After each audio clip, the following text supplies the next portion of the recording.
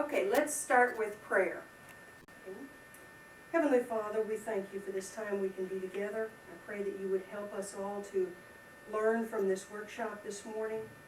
Lord, use our time wisely. Show us how to learn and grow. In Jesus' name, amen. Okay, if somebody wants to try and figure out where the air is and how to turn it on, that would be great. I don't even know. I'm not that organized. I don't think I can even know. Okay. One of the things that we're going to talk about organizing this morning is our time. And in my opinion only, time management begins and ends with lists. You need to make lists. That's the only way you're going to be able to manage your time and be able to get everything done. I have an ongoing to-do list, and this is the first sheet in your packet there. I have an ongoing to-do list. Now, I do this just because I have a computer.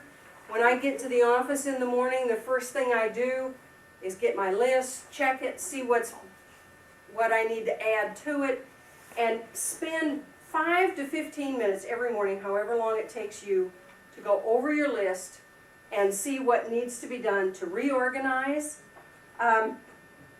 One of the things that you're going to find out, you'll have your daily things to do, and you'll notice I have bigger things on here too, craft projects and that kind of thing, just to keep those in my mind. Then when I have some extra time, I can look and say, oh yeah, I can work on one of those things. So I have all kinds of things on this list. Some of these things will be on here for 6 months. But it's just because those are things I want to remember to work on when I have spare time. All right, now we'll go to, and here's another to-do list. When I stop working, these are some things I'm going to start doing. So I set this up on a spreadsheet. So now you can do whatever you want with these squares. You can put a check mark in it when you've done it. You can put the date. There's enough here for 2 months. Enough squares to do 2 months. And you'll notice now I did an active one, a sitting down one, an active one, a sitting down one, because I can't stand up a long time, so I have to intersperse standing up and sitting down things. And this is just a way you can put the date in there, you can put how much time you spent working on it, or you can just put a check mark or whatever you want to do to check that off. Okay. Now, how to do your list. The first thing you want to do, just sit down and start writing anything you can think of that you need to do. Whether it's today, next week, next month. And as you think of things, just keep adding them to your list. Then prioritize your list. You can either put, if you've got a computer like I do mine on the computer, you can just crop it and move it and put it in the order you want. If you're using paper and pencil, you can just make your list and then put 1 by the one that's most important and circle and just number the ones that the items you're going to do. Do your date and time priorities first, and then the things that don't have an actual deadline, just put those wherever you want them in the list. But you'll have some things that absolutely have to be done today. You have a deadline on those. Put those at the top of your list. And what doesn't get done today goes near the top of tomorrow's list. If you find out that there's an item that's been on your list for several days and you still haven't done it, maybe you need to break it up into smaller pieces. Maybe you've put on there, clean the living room. Maybe you need to break it down into smaller pieces, dust the furniture, or vacuum the floor, that kind of thing. Or maybe it just isn't as important as you thought. Maybe this is something that didn't need to be toward the top of your list. Put it on that other side of the list, things to do whenever you feel like doing that kind of thing. Or maybe you need to be brutally honest with yourself about why you're not doing this.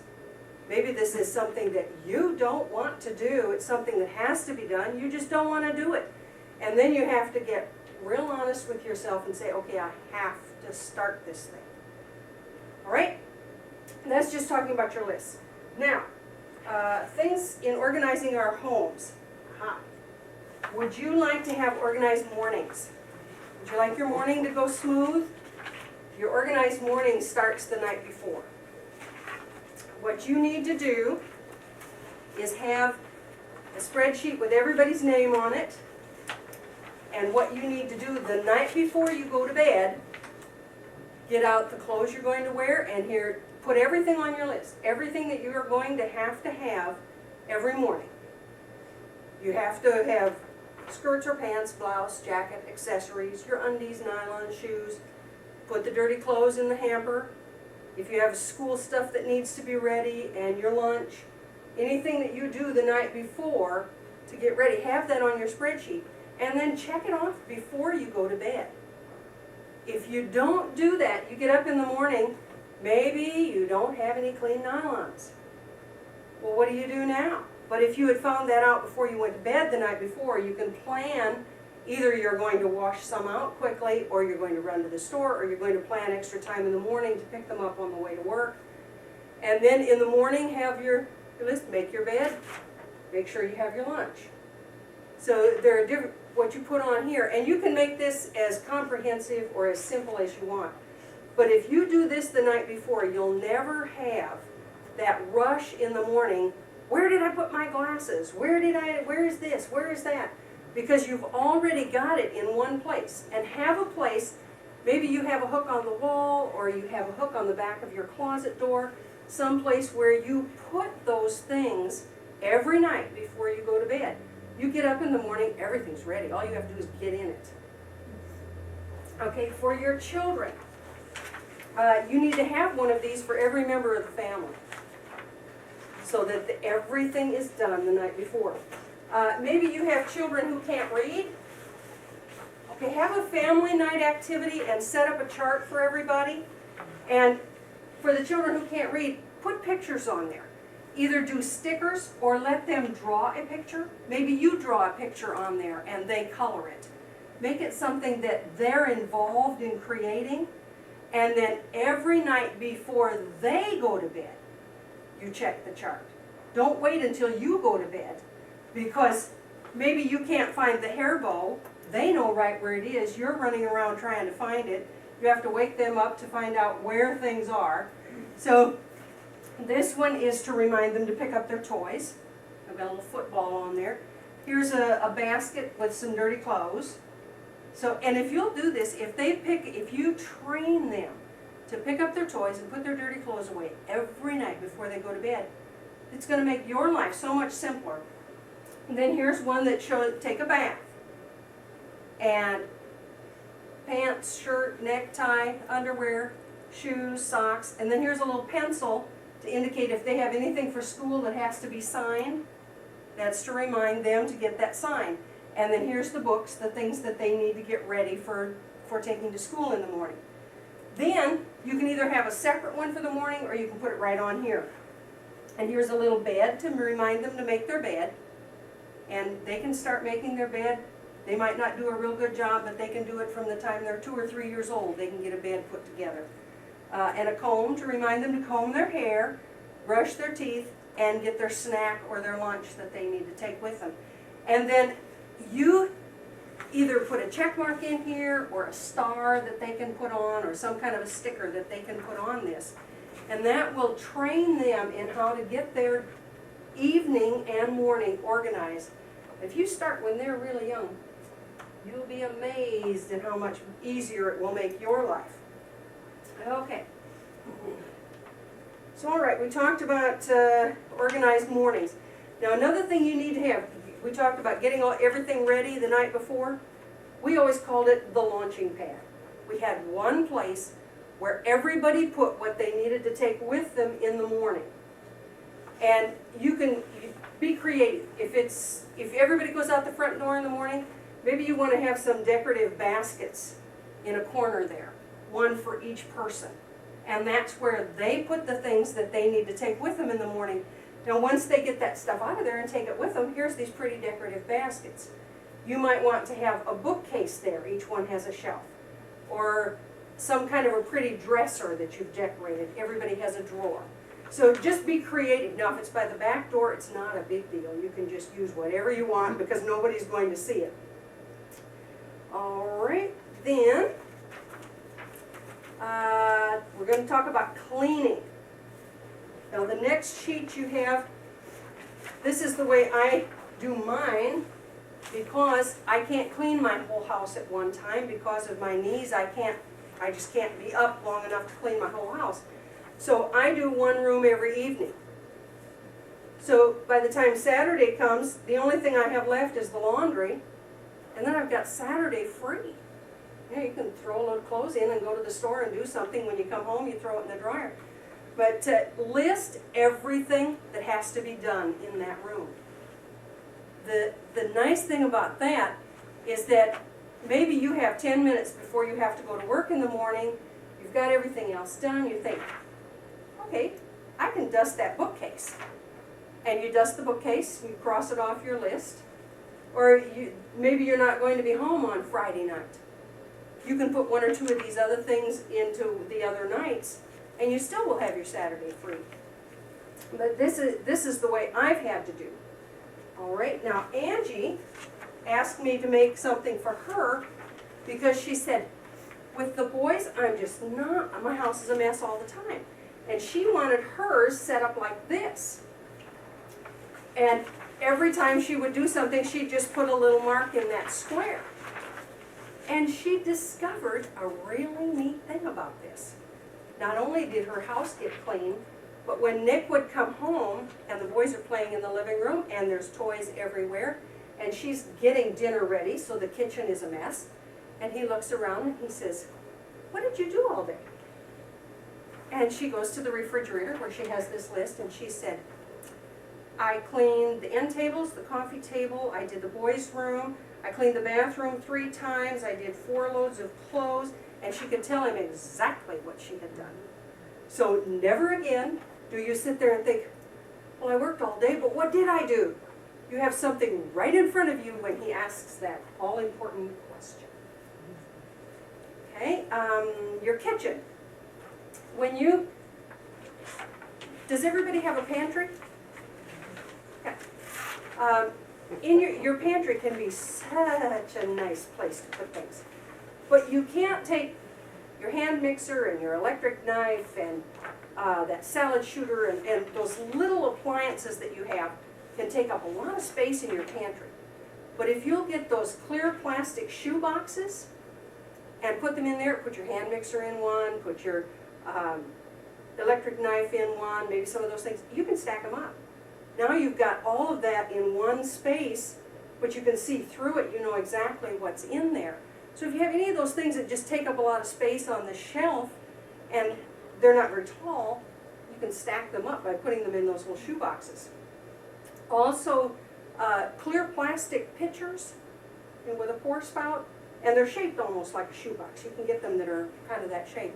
And I use those for rice, sugar, salt. When you need to fill your sugar bowl, you just pour it in there. It's really nice that way, and you can stack them or they line up really nice in your pantry. All right, things that you don't use very often, big soup ladles and whisks and that kind of thing. Put a nail or a hook on the wall in your pantry and just hang them up there. That way they're always just right within reach, but they're not cluttering up your little thing on your counter, and you try to get one of your spoons out and the whisk goes flying out and hits the floor. So if you can put those things that you don't use very often, hang them on these nails in your pantry, that helps a lot too.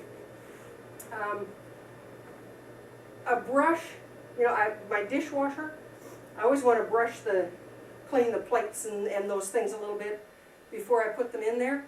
I just keep the brush right in the dishwasher. And every time I run the dishwasher, the brush gets clean too. That way the brush is always fresh. You don't have this yucky brush that you're cleaning your dishes off with. I just stick it right in the dishwasher and keep it there. That's where it lives.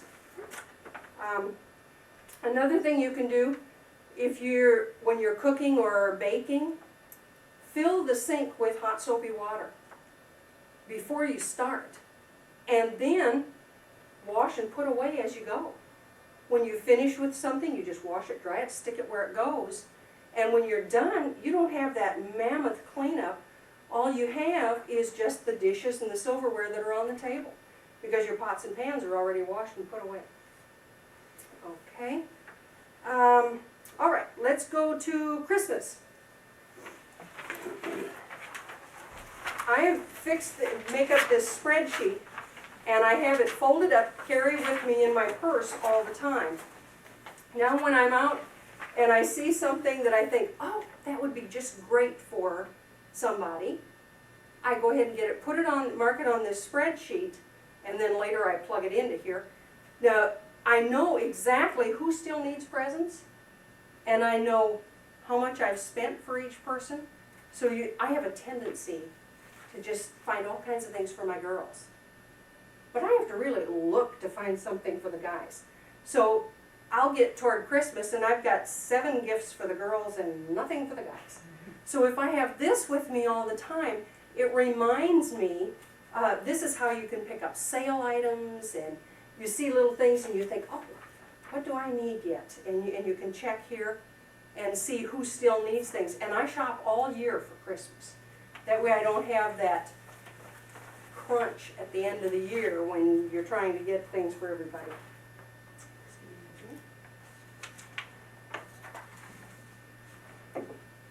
Okay, birthdays. Would you like to never forget a birthday again? Your computer, Word, makes a really nice calendar. Now what I've done, and of course yours doesn't show that these are stickers. I use just labels and print everybody's name and their birth date, including the year. And then every year you can take a calendar you bought at the store or one that you've created, and you just print out your stickers, cut them. I can get 3 or 4 names on one of those labels. Cut that, put it right on there. You've taken 20 minutes at the beginning of the year and you have everybody's birthday and anniversary and any dates you want to remember right on your calendar. Then I highlight it to be sure that I don't miss that date, and then put that calendar where you'll see it every day. Whether you do this in your day timer or on a calendar that's on your refrigerator, that way you're not going to forget somebody's birthday. Another thing that you can do,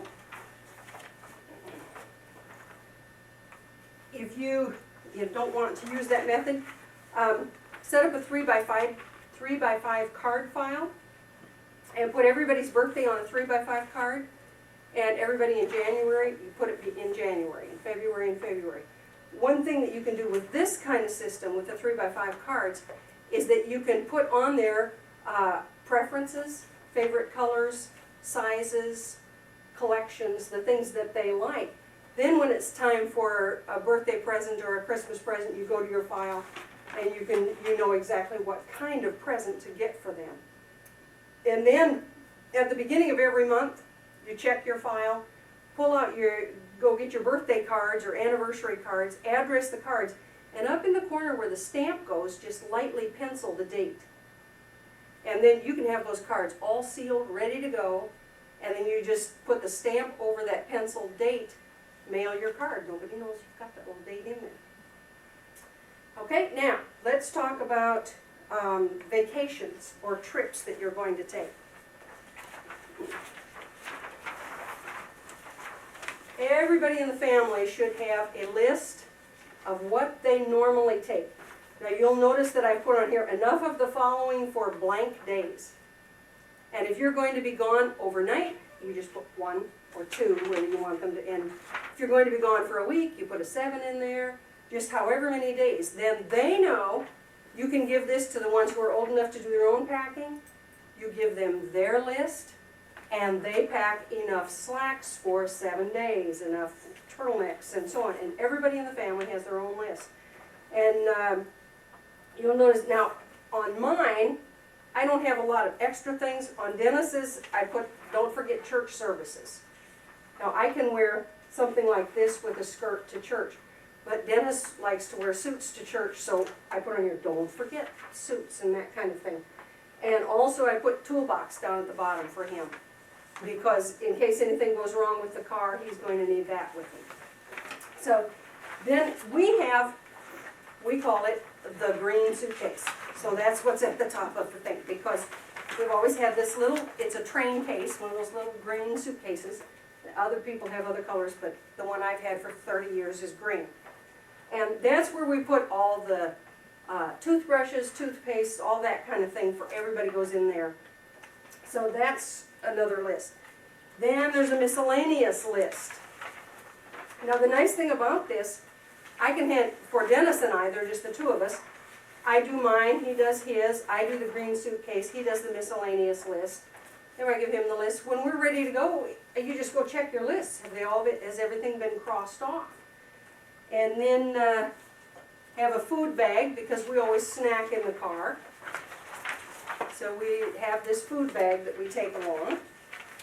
And then if you're traveling with children, this is something that will make a trip with children so much nicer. And I just gave you a list that I had set up for my grandchildren one time when they were all coming for Christmas, and when they left, I gave them each one of these bags. Let me show you. Just get a gift bag. Oh my, I have candy in here. Everybody get some candy. This was just a sample. You can just pass that around. I'll take this gift bag, one for each of them. And in there, I have taken some brown lunch bags. And I'll put a date, or a time, I mean. I usually put the state lines. Whenever you cross a state line, you get to, if this one says Iowa, you get to open it when it says, when you cross the state line going into Iowa. I always have one that's the first rest area. So the first rest area we come to, they open it, and there'll be something active. Maybe, the party supply stores, Party City and that kind of thing, pick up those party favors, and you get a package of, maybe there'll be 6 things in there, 6. And one time I put the little parachuter with the parachute and its little strings on it.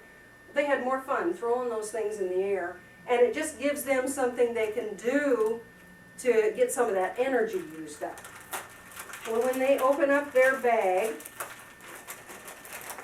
and I just made one, I mean, you can get about 20 of them in there, depending on how much you put in.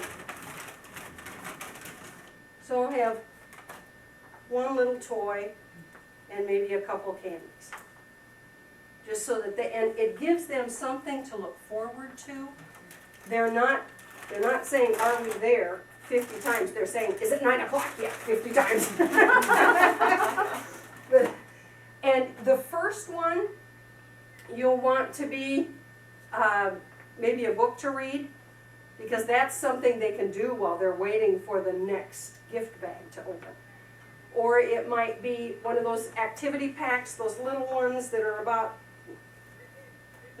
this size, and they go this way, and maybe a box of crayons in one of those activity packs. That's something to keep them busy while they're waiting for the next one. And then have one that says, Mom decides when to open this one, Dad decides when to open this one, and then each child decides when to open this one. And I usually do the one that Mom decides. There'll be maybe $5 in there, and it'll say, get something at Dairy Queen. And then, excuse me, I watch the signs, and when I see that about 2 or 3 miles down the road it's going to be a Dairy Queen, then I'll say, okay, I want to open the one that Mom decides to open. So that really makes trips with children a whole lot more fun. Okay, then you're going to want maps and atlases. Have that on your list for your vacations. Now, one thing that I have done, trips that we take frequently, like going to our children, I have done mile marker documents. When you travel on the interstate, there are mile markers all along the road. Every mile there's a mile marker. I've put on there gas stations, restaurants, hotels, everything that you're going to see along the way. I've made one of these to go to each of our children, because that's where we go. That way, if we're driving along and all of a sudden Dennis says, oh, you know what, we probably ought to stop and put gas in. I can look on here and I can say, okay, We're now at mile marker 14, 2 miles down the road, there's a mobile station. And it's on the north side of the road. So we know exactly, if we can plan when we're going to stop and have lunch, we can plan if somebody has to go to the bathroom. We know that there's one coming up right away, we don't have to panic, which I frequently do. And it's closed. Yes. Okay. Some miscellaneous things that you can do. This is warranties, operating instructions. Just get these clear plastic page protectors and get you a 3-ring binder. Every time you buy anything, put the instructions in one of these page protectors, put it in your binder. Every time you want to know how to do anything, everything is right there. You go get your binder, here's my toaster oven, here's my salad shooter, my coffee pot. Everything is right in here. You're not running around saying, oh, I don't even know how to set this clock. And what made me decide to do this is I had, Angie moved and I wanted to program her number into my speed dial on my phone and couldn't find the instructions. And I couldn't remember how to do it because I had done it one time. I'd set up the kids on the speed dial and I couldn't remember how to do it on the phone. So I'm running around, couldn't find the instructions. I said, I've got to find a place that I can have everything together. And so I did this, came up with this thing. And that has been a lifesaver. Okay, another thing that you can do, I love 3-ring binders. You need to go buy about a gross of these things. And invest in a 3-hole punch. They only cost somewhere between $5 and $10. And it will save you so much time. You might have one. Now I have one that I didn't bring it because I didn't want you to see. I have one where I have all the church stuff in there. The church phone list, my secret sister.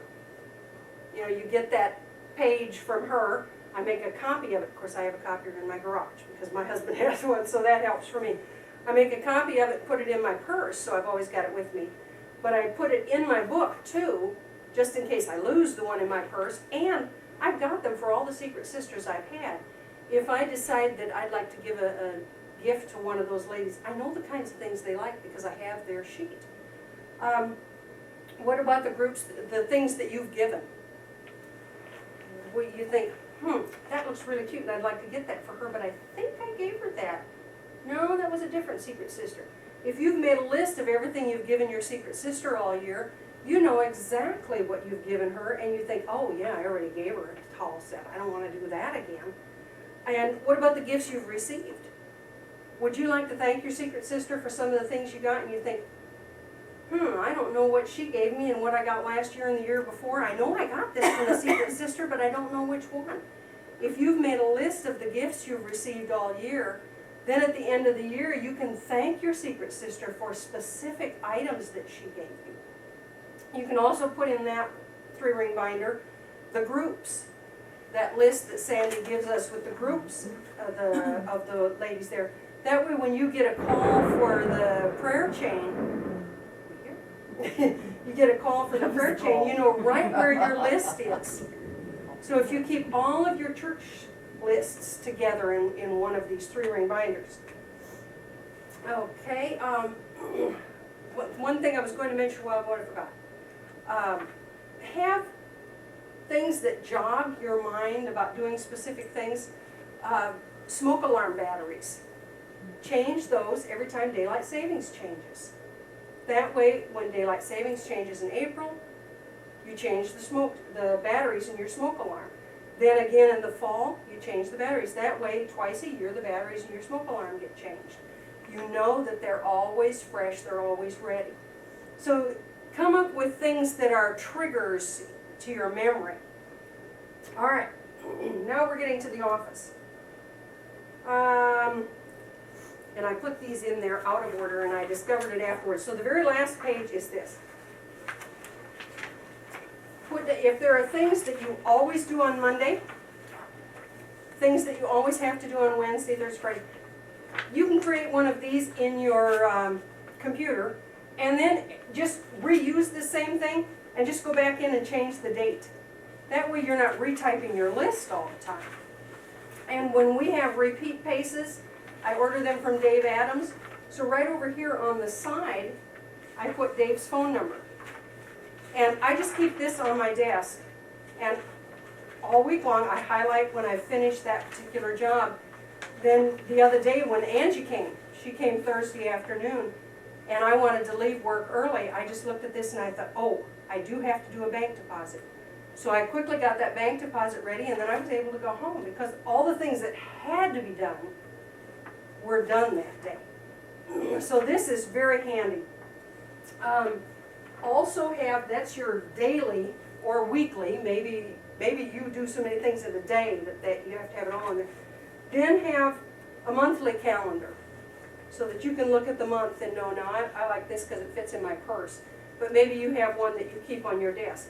Or, those of you who are a little more advanced technologically than I am, you may have a Palm Pilot or some kind of thing like that that tells you when you need to do certain things once you get that set up. But I can't afford one and probably couldn't run it if I could. So, all right. Another thing that, and I don't even know if you can get these things anymore. This is a tickler file. I love this thing. I've had it for years and years and years. And it has 1 through 31, and then at the back it has January through December. Now, the things that are done once a year, when you finish with it, you put it back in that month.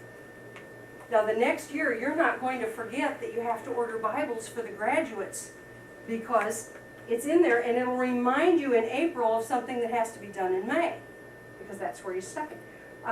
The bank deposit. I put my bank deposit in. Once I've done that, I put it in here. And see, on Thursday I do a bank deposit. Friday morning I bring my deposit slip in. This has been put in Friday, so I pull it out, I staple my deposit slip. Then I don't have to do anything with this again till Monday when I do the bank transfers, the telephone transfers. So once I've stapled that, I put that in Monday. Monday morning, I look at the date. There's the, oh yeah, I've got to do the bank transfers. So the nice thing about this is the actual thing you need to do is there. It's right there where you need it. Like the newsletter that I do for the school, I work on that once a week. When I finish with it, I just stick it in the date that corresponds to the next week. And then when that day comes, I look in my tickler file and there it is. So, another thing is have a notebook. Put a date. Let's see. I'll try to find that. Just put a date at the top of the page. And if somebody comes to you that day and says, we need you to do a certain project. While they're talking to you, get the instructions that you need for that project. Write it down on your notebook, the detailed instructions they want you to do and the date it's due. Now then you're going to go back and check your notebook all the time. The next day, same thing. Now, maybe they come to you a week later and they say, now didn't I give you a project to do and wasn't that supposed to be done today? Well, I thought you told me it was next month. No, I told you it was due today. You look in your notebook and you say, well, right here you told me, and you've got the date they told you to do it. Somebody calls and you take a message, write it down in your notebook with the telephone number. Now maybe you don't hear from that person for a long time again, but one day you need to call about something about your insurance policy. Well, I can't find the card. You go back through your notebook, sooner or later you're going to find that phone number because you've put it in your notebook. And then hang on to these things. This is your life in this notebook. All right, another thing you're going to want to do. Create a manual. This has keystroke by keystroke the things that need to be done, things you need to do. Okay, for example, now here's the 403B retirement plan. I have detailed instructions. MS Works spreadsheet is in the 403B file folder in the bottom drawer of the file cabinet. See sample A. All right, sample A, there's the spreadsheet we're talking about. And then the address where you find it in the computer too, so that if you have to print another one. Enter the employees' check numbers and the contribution amounts in the appropriate spaces on the spreadsheet each pay period. See sample A, yellow highlights. It's right there. After the last pay period of each month, notify the church treasurer of the need for a check. The check should be made payable to Capital Guardian Trust Company. Check amount will be as indicated on the spreadsheet, pink highlight. Okay, so you have everything you need to know. Why do you want this? Huh? Okay, let's say you wake up some morning and you don't feel good. You really don't feel good. You go to the doctor and you have really bad case of pneumonia. We've got to rush you to the hospital right now. But this has to be done today. And nobody knows where you keep anything. Nobody knows where it is. All they have to do is get this manual and they can do your job until you get back. Maybe you're going to change jobs. Maybe you get a promotion at work. And you're going to be promoted. You're going to move up. You need to train somebody. You can train them that fast because it's all right here. They know exactly what to do. Do you think your employer is going to be impressed if you've got something like this that you can point them to with your keys to your file cabinet and this book? Anybody can do your job. And that is a wonderful thing, unless you're concerned about your job. And you have just everything here. This is what needs to be done at the end of the quarter. This is what you do with failed paces. Instructions for your fax machine. I have people come all the time. I need to fax this. What do I do? Now you type up the instructions in your computer, have one in your book, but cut this out and tape it on the front of your fax machine. Then when they come and say, well, I need to fax this, how do you do it? The instructions are right here. And all they have to do is read the instructions. Maybe there are some fonts that you especially like to use. Have a list of the fonts that you like to use, and in that font, so that when you're looking for something you want to create a document and you think, oh, what would really look good? Instead of having to go in and try it in your computer, which can be very time consuming, you go here and you say, oh yeah, that would be really nice for this particular document. And you've got it right there. And if there are some that are, you know, those weird little things, print a page out with all of that on there. Dingbats. Yeah, yeah, this one's botanical, but dingbats is in here. Graphics that you use a lot, just go ahead and put them on a page, print it out. How to do the newsletter. What do you do when a new student comes? How to do a pace order. Oh, and this is fun too. When we get to the pace order thing, I'll show you how to do that. Okay, so this is your manual that you want to create. Another thing you want is an outmail log. Every time you mail anything out, I don't know if you do mailing at work, I've created this. It says the date, the recipient, person you mailed it to, the contents, and the method that you used to mail it. Maybe it was sent UPS, maybe it went FedEx, and if that's the case, you put a tracking number right there too. That way, if somebody comes and says, now when did you mail out that order? Well, let me check my log. And I have the current at the beginning. So I just start here and I say, okay, that went out on March 12th. And, well, did you include the check that was supposed to go with that order? Yes, it says right here, there was order number such and such, check number such and such with that amount. So if you have this, you can always prove that you've done your job. Plus, if you need to call a company and say, why haven't we received our order? It was mailed on X date with check number and this amount. You've got it all right here in this one little book. Okay. Now, here's when the students start to re-enroll. And you will have, of course I don't know the jobs, but you will have things, and this can be done at home too. I mean, if you have payments that you need to send out. You know, work up what works for you. These are the students that we have now, and I've set this up last name, first name, whether the form has been turned in or not. I just put a little X there, and the fee, yes, they've paid their fee. So we know immediately who's coming back next year, and I can just keep this going. Then I put their re-enrollment form in here. I write at the bottom the date I received it, and they paid, and the amount, and the check number. So that if they ever need to go back and verify, I've got that. If the parents come and say, well, I don't remember whether I paid you or not. I say, oh yeah, on March 27th you paid me $50, check number 5948. Then they can go back and check that. So I just try to keep as much information as possible handy, because you never know when you're going to have to go back and look that stuff up. Okay, let's see. Oh, pace orders. Now here's another one. Keystroke by keystroke instructions on how to place a pace order. Then, how to send it over the internet, how to send it to them so that they get the order. Okay, that's still doing that. Putting away the pace order.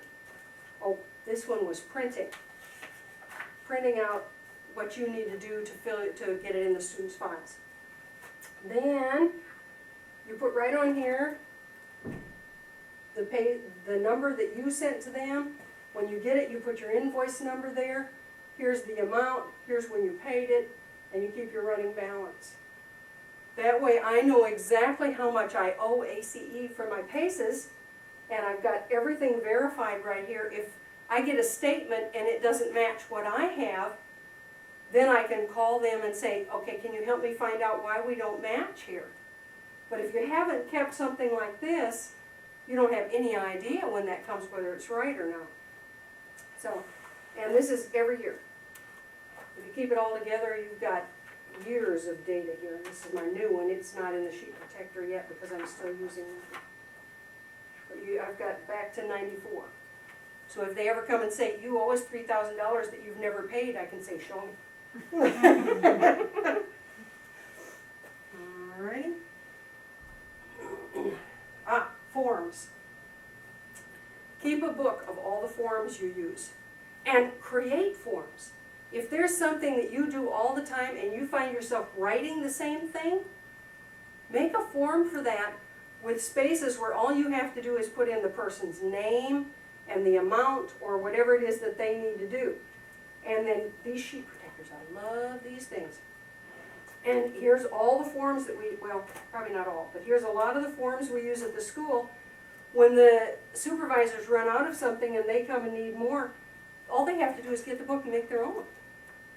So this is very, very handy for anything. This is the junior student convention funds and all the things that they'll need through the year. So if you just create a book like this with forms in it, that'll save you a lot of time because you don't end up writing the same thing over and over. You just pull this out, fill in the amounts, and it's ready to go. Okay, stack is getting this is the packet that we send out when people call. I have copies and packets made up, but I keep an original in this folder. That way I always have. I find so many times that they use the last form, and if you don't have a file that has the originals, and this way too, if you want somebody to help you make up some packets, you can give them this. They just make a copy of everything that's in here and put it in the envelopes, and your packets are ready. But if you have to gather things together, then it takes a lot more time. You'll have ongoing projects, things that you have a bunch of stuff you need. When a new student comes, I have everything in here that I need to set up their file. And I'll show you. First thing I need to do is make a folder like this and a hanging file folder. I have, I need to put their name here and here for that hanging file folder. I just print their name on a label and then print the same name on a plain sheet of paper, cut it out and put it in here. And that way you have their name on there. This is a list of all the things we need in their file. So make yourself a list of things that you need on this particular job. Then you've got a check sheet. And I put them on these labels, and I print up several sheets of those labels, and they're right here in my file. When they come, I don't have to make this checklist. I don't have to print this checklist. It's all right here. I peel it off, stick it on the front, and that's ready to go. And these are the other labels that I use for their names. Alrighty, then they need a permanent record. So I have several permanent records in here. I also have, I've created a document in my computer that if you printed it out, it looks like this, but when it's printed on here, it fits in the spaces. And then on the back of this, all you need is their name, so the second page of your document has just their name. If you do this, it saves you so much time. Now it's going to take you some time to get this set up, because you print it out on this plain piece of paper and then you hold it up to the light and figure out if it fits in the spaces or not. Then, if anybody else ever needs to do this, page protector again. I have one in here with everything that needs to be done. I've got this with the address, where they're going to find it, and I put over here, facing forward, this end down, so that they know exactly how to put it in the printer in order to print it on here and get it in the right spaces. And sometimes I need to look at this because I can't remember which way it goes down. And on here I've got, right here it just says name. Anything that's highlighted in yellow, I know that's something I need to change. That needs to have their information. That's not just generic information. But anything that's not highlighted, that's something that stays the same on every form. So if you have this kind of thing, when a new student comes or when a new project, something you need to do, all you have to do is pull out your folder. You have everything you need right there together. I also have, there are several things that need to be signed and in their folder. Here's the, this is a list of the things that I need to have in the folder. If I don't have it, so now this is one of those forms I created. Instead of having to write a note to the parent and say, we need the social security number and their immunization records, I've created this. I just put the student, or the date, the student's name, and check the things I need for their file. And if you have files that you need to maintain, if you have a list like this right in the front somewhere, you always know exactly what you're going to need in that file. And then have the forms that the parents need to sign in here so that when you send this letter home to them telling them I need this particular thing signed, you attach the form and they bring it back. So, and you will be tailoring this to the things you do. And, I talked faster than I thought. Okay. These might not be as important to you as they are to me, and I'll explain why.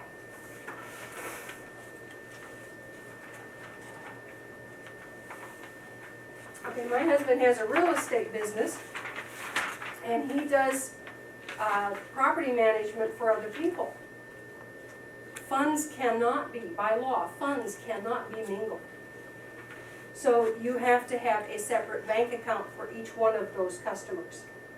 So Dennis has bank accounts all over the place, and I don't even know what banks.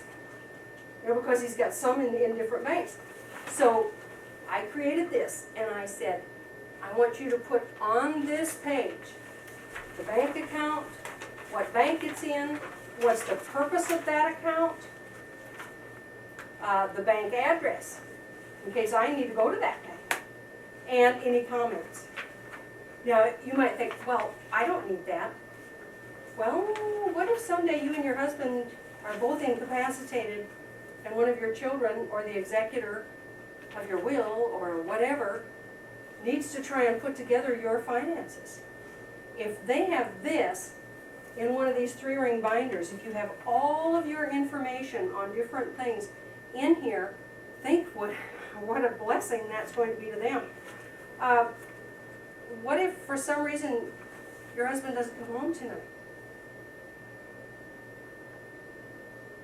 What are you going to do? If you have this, at least you're going to have some things that are going to be a whole lot easier for you than trying to figure this out as well as deal with some other issues. Here's a credit card page. Dennis has some credit cards that he uses just for gas. He has some credit cards that he uses just for building supplies, for working on houses and that kind of thing. So I made a credit card page. And I said, please put that information on here. Now a house page. All of those houses that he property manages, I have no idea even where they are. I don't know who's in there. So I put on here, and who's at least by, what was their deposit amount? You know, maybe when they moved in, the rent was $500, and your deposit is the amount of 1 month's rent. Maybe they've been in that house for 8 years. Maybe the rent now is $800. Well, if they come and they say, well, I want my deposit back because we're moving out and we've cleaned everything up, I would give them $800. But their deposit was only $500. So, I mean, there's all kinds of information on this sheet that's special for me. But even this, do you make the house payments? I don't know where the book is. I know there's a book that you know, I don't even know where it is. So on here, I even put payment book location, so that he can tell me where is it, where do you keep those payment books for that house? Now, he's got all this stuff in his head, but my head isn't that big. See, that's why he doesn't have any hair, because his head got so big, it grew right out. Grew right out through the top of his head. But anyway, these are some things that will help you if you ever need to do this. And I know we don't like to think about those things, but not thinking about them doesn't keep them from happening. And it doesn't mean, you know, that your husband is going to die. You know, maybe he just gets sick, and you have to take care of these things. So, and maybe both of you, and somebody's going to have to know how to do this stuff. So, okay, that's the end. Does anybody have any questions? I know we went through it very fast because I thought I was going to run out of time, but we have a few minutes left. Your 3-ring binder, is the plastic in it, how does it open up? Is it on the side or? This right here opens at the top. At the top? That's mine. The only thing you need to do with this is just be careful you don't pick it up upside down. Because when I was getting ready to come here, I did that. And it all went on the floor. So just be sure that. Maybe put something on the front so you know. If you label it, but I just had to take the time to do that. And it's nice to get these with the pockets because you can label those. But if you don't, just put it on a sticker, one of those labels, and just stick it right on there. Where do you get those at? These are the page protectors, any office supply store, Office Depot, Office Max. I don't know if they have them at Walmart or not, but I know the office supply stores, you can get them. Do you have a trick for stacking all of your 3-ring binders on your bookshelf? Nope, I just stack them. But it's Line them up. Okay. Your one that she was asking about, is there any organization in there, or do you have to flip through? Is it alphabetical, or? Well, my particular one is the order that I buy it. Okay. When I get it, I just put it in the next one back. And somehow that works for me. But just whatever, you know, if you want them in alphabetical order, or maybe all grouped together in some kind of order, you just have to do what works for you. So. I did that with my, you know, you get magazines and you rip out a recipe or whatever. Yeah. So I finally put them in one of those, so I have it in a binder, and it goes like your hors d'oeuvres all the way through, meats and your desserts. Yes. Yeah, I like that. But, yeah. And this is really nice. You put the instructions and the guarantee, your warranty in there. I like If anything happens to it, you just come right here. You've got your instructions. You can check and see, well, oh, I didn't have it turned on. So you can you know, verify in here whether you can fix it or not. And if you can't, you have the warranty right there with it and everything. So,